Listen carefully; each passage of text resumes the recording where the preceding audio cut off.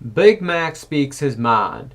Big Mac is going to let the family know what he really thinks about apples. Written by Dreadnought.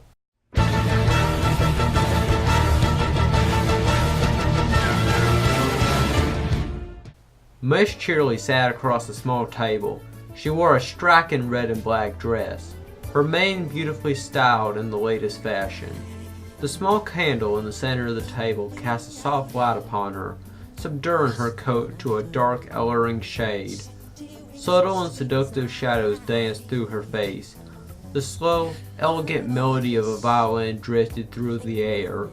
Big Mac stared into those gorgeous green eyes of hers.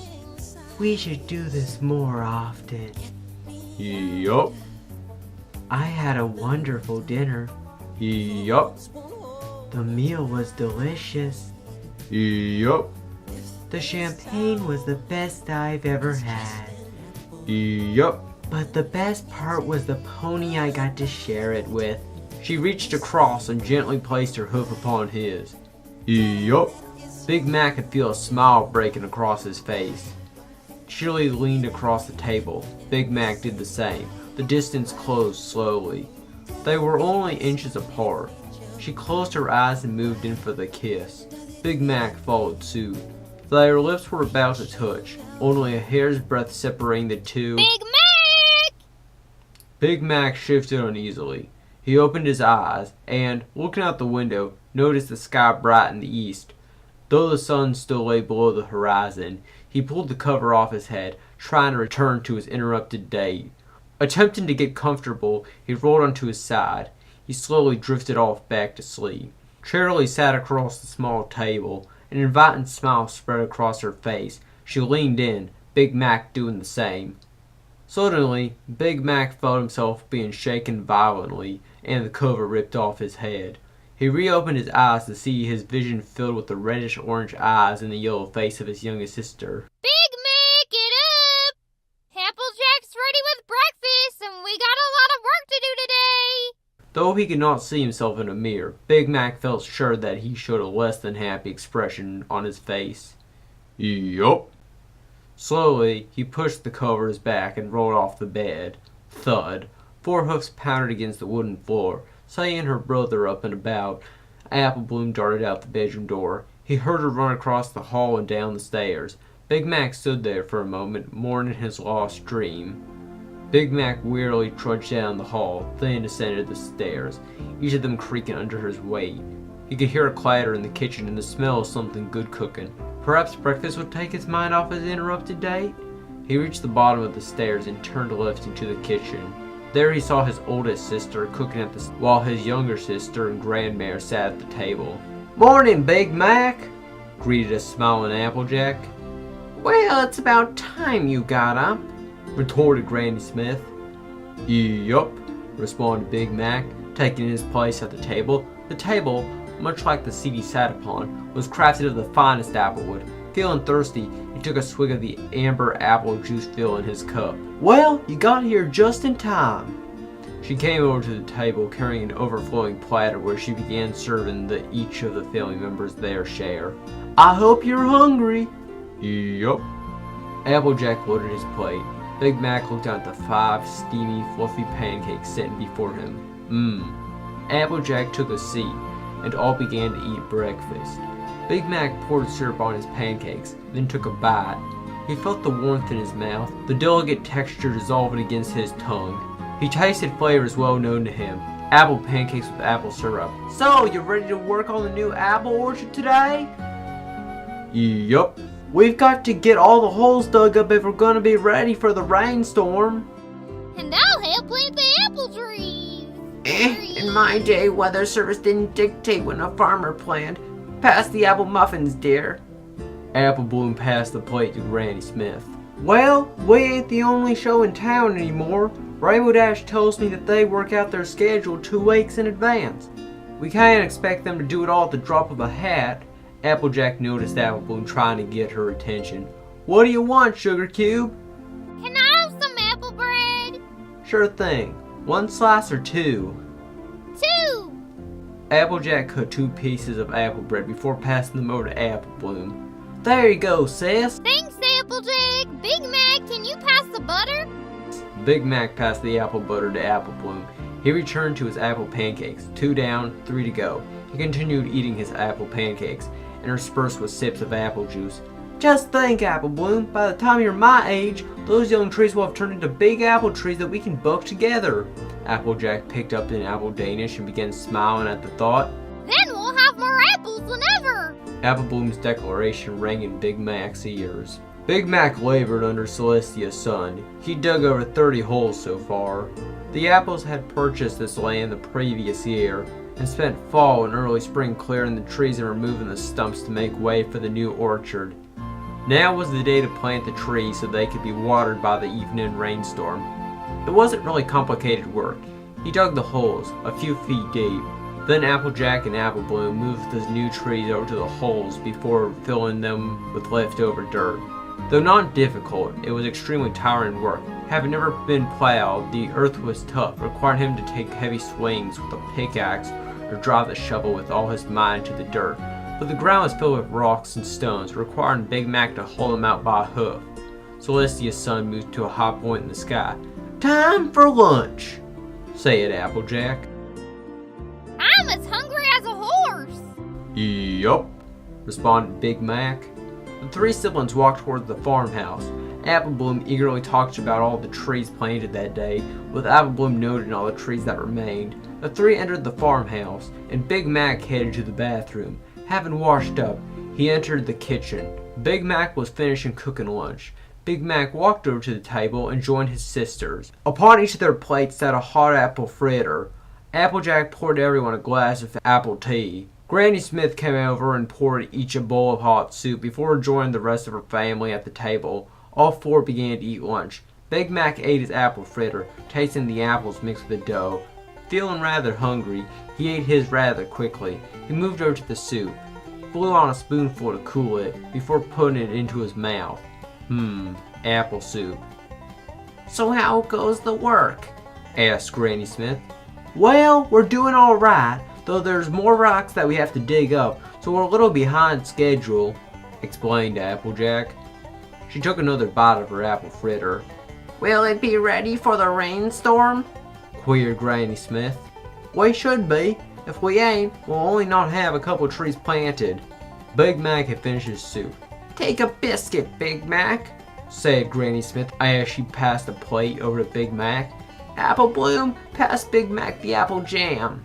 Apple Bloom did as she was told and gave Big Mac the apple jam. Taking a biscuit, he paused before applying a small amount of apple jam to the biscuit. He chowed down on the biscuit and a tiny amount of apple jam. My, Big Mac, you're hungry. Good thing I cooked you another apple fritter.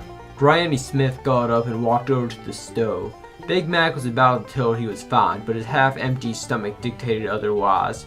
Shortly all had finished lunch. Before any pony could say anything, Granny Smith rose from the table and stepped out of the room. When she returned, she carried a pie. Granny, is that what I think it is? Asked Applejack. You bet your horseshoes it is. I haven't had any of your super duper extra apples apple pie in a long time. Apple Bloom could barely contain herself. Well, you all been working so hard, I thought you deserved it. Now, I made it into 12 types of apples. Red Delicious, Jazz, Granny Smith, Amberosa, Pink Lady, Macintosh. Big Mac was getting up from the table. Where do you think you're going? I'm going to get back to digging holes. Without any of Granny's super duper extra apples apple pie? Cried a surprised Apple Bloom. Yup, want to make sure we can get all those trees planted. But before Applejack could say anything else, Big Mac was already out the door. The pickaxe sunk deep into the ground. Big Mac pulled on it, lodging the spike under a large rock. He yanked it with all his force, freeing the rock from where it had lain since before recorded time. Reaching down, he lifted the heavy rock out of the hole. Big Mac paused to let it rest for a moment. The day was hot and Big Mac was sweaty from all his hard work. He heard hoofsteps coming towards him. He turned to see Apple Bloom standing behind him. Going alright, Big Mac? Yup. Applejack and I have been having a snack. Would you like some? Yup. She lifted a basket and looked inside. Would you like a Fuji or a Rayburn? In the west, Celestia's sun sunk behind the horizon. Overhead, the weather of Pegasus were placing the final clouds for the rainstorm. Shortly they would bounce up and down on them like trampolines, releasing the rain to water the newly planted trees. Meanwhile, 3 Apple siblings, tired, dirty, and sweaty, walked home. They reached the farmhouse and walked inside to the sounds of Granny Smith working in the kitchen. The 3 headed to the bathroom to get cleaned up. Big Mac let his sisters go first, then went in himself. After a few minutes, he arrived at the kitchen, hungry and ready for his dinner. He found them already eating. He looked down at his plate. Is this? Apple hash, responded Granny Smith. Big Mac started eating apple hash. He wondered what else he would be having for dinner. Thirsty, he took a swig from his cup. Apple cider. A bowl filled with liquid sat in front of him. He took a spoonful, knowing that it was not warm. Apple bisque. He looked despairingly at his dinner. What's wrong? Asked Apple Bloom. Yup. Applejack passed a large bowl and Big Mac helped himself to the salad. He took a bite. Apple and carrot salad. He grew more despondent. Not in the mood for salad? We have rolls. Granny Smith passed a basket of rolls to Big Mac. Big Mac took a roll and sat down. He chewed his apple and cheddar roll. A look of disgust spread across his face. You doing all right, Big Mac? Asked Applejack. Why don't you have some apple coleslaw? Enough! Bellowed Big Mac. What's wrong? Asked Apple Bloom. Something the matter? Queried Applejack. What that you say? Raised Granny Smith. I've had it. Had it with what? Asked Applejack. With this, what we eat. What do you mean? Asked Granny Smith. Everything we eat is the same. No, it's not, said Applejack. We eat lots of different things. No, we don't. We had pancakes. Apple pancakes. We had apple pancakes for breakfast. Apple Bloom spoke up. And we had fritters. Apple fritters. Apple fritters for lunch. Now it was Granny's turn. And you have hash. Apple hash. For dinner.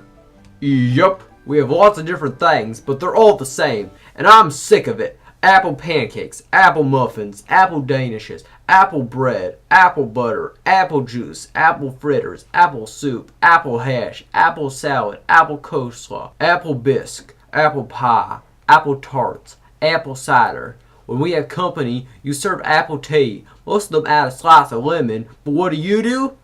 We put on a slice of apple. Said Apple Bloom, trying to be helpful. And don't get me started on the pizza. What do you mean? Asked Applejack. Folks put tomato sauce in their pizza. Who's ever heard of putting applesauce on a pizza? Big Mac, said Granny Smith. Apple Bloom jumped in. Yeah, we're apples forever. Apples together.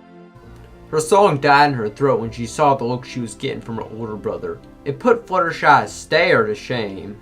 Big Mac, calm down, said a worried Applejack. Why don't I get you a bottle of apple ale? Big Mac let out a loud, frustrated snore. Or I can get you a bottle of apple brandy. Big Mac got up and stormed out of the table, leaving the 3 confused mares wondering what was wrong with him. Big Mac hadn't returned by the time his family hit the hay. Applejack waited up for him until she finally went to bed late in the evening. But Applejack tossed and turned all night, worried for her brother.